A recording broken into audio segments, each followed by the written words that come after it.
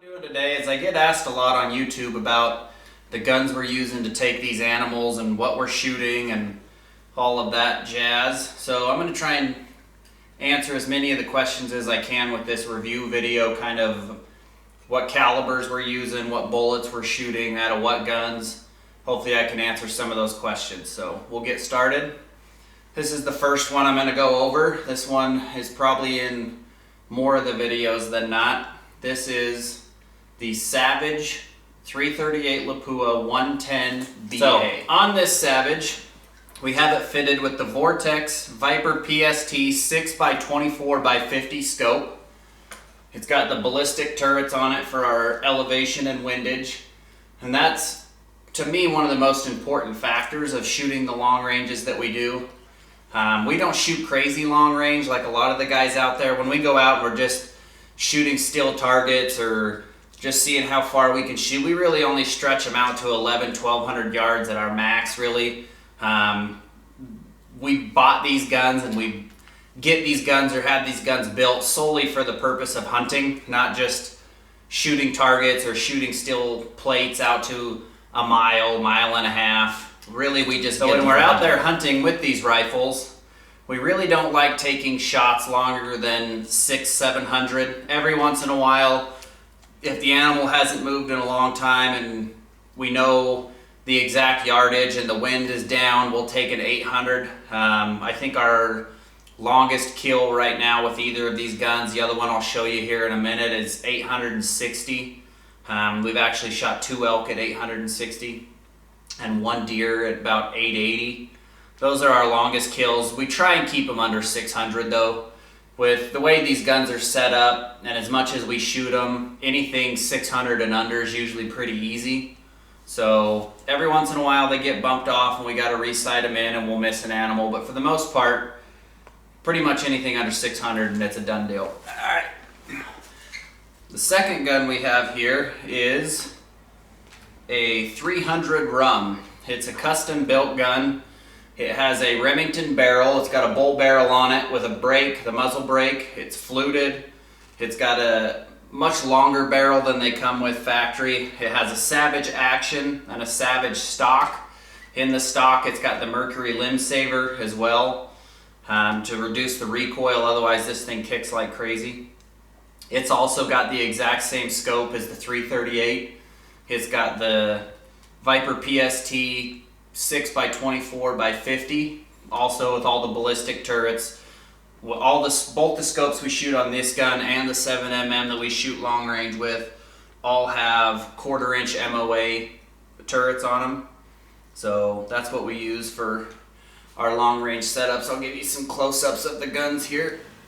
This is a closer look of the Savage 338 up close.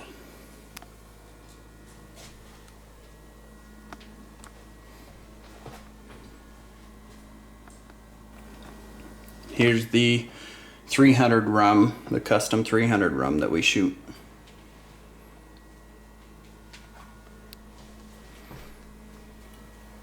So in the 338, what we're shooting out of it is we're using Hornady brass, and we're shooting the Federal 215 primers. I'm shooting 89 grains of powder of the H1000, and we're shooting a 300 grain Nosler Accubon bullet. We tried originally with 250 grains, but it was all over the map. I had to get a heavier bullet because the barrel twist on this gun is a 1 in 9, which is pretty fast, so we had to compensate and get a bigger bullet for it. But that seems to do the trick. At 100 yards, we're shooting about a 1/2 inch group, maybe a little under. Puts us out to about a 4 inch group at 800, so that's pretty good. That's why we try not to shoot too much past 6 or 7. I don't like any more variable than I have to out at that point. So, but that's what we're shooting out of the 338. Out of the 300 Rum here, we're shooting Federal brass. We're shooting Federal primers, the 215s as well. Also H1000 powder. Makes it easy shooting the same powder out of both of the guns that we shoot the most. But we're shooting a 180 grain Nosler partition bullet. That seems to do the best for us on this one. This one actually holds a little bit tighter group than the 338 does out to 1,000 yards. This one's pretty decent, about an 8 inch group at 1,000 for us. We don't try real hard. like I said, we try not to take shots that far, and these are strictly for hunting.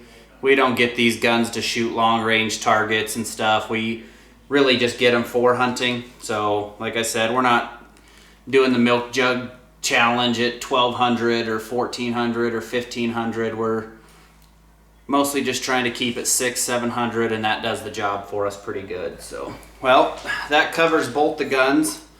I guess I could talk about the weight on them a little bit. I commented earlier in this video, or down lower in the comments section, that this 338 weighed 27 pounds. I actually just re-weighed it with no ammo in it, and with the new bipod and everything on it, we're only about 22 pounds, so I was a little bit off there.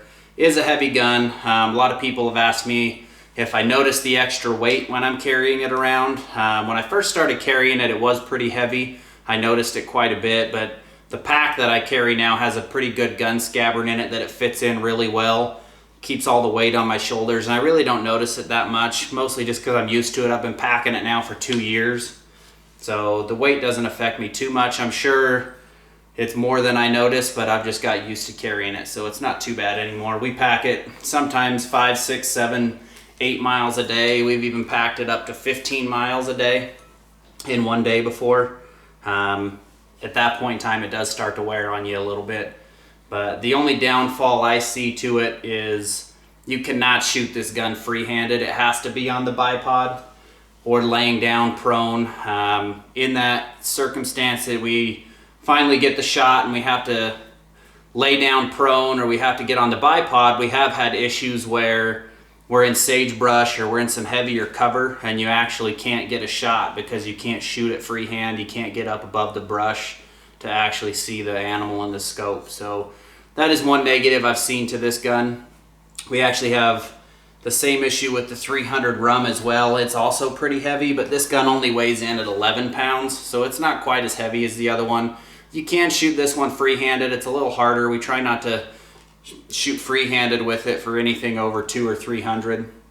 That's not too bad with it, but because of the length of the barrel on it, it makes it really front heavy. It's kind of hard to keep up there for very long. So, but other than the weight on these rifles for the longer range, that's the only real negative that I can find. Hopefully if you had any questions on the videos, that answered your questions. If you like the videos of us either taking the animals with these or the review on the guns, if you want to see more like it, you can subscribe by clicking in the icon right here, or there should be a link here I'll put up for any links to kill shots with these guns or any animals we've taken with them.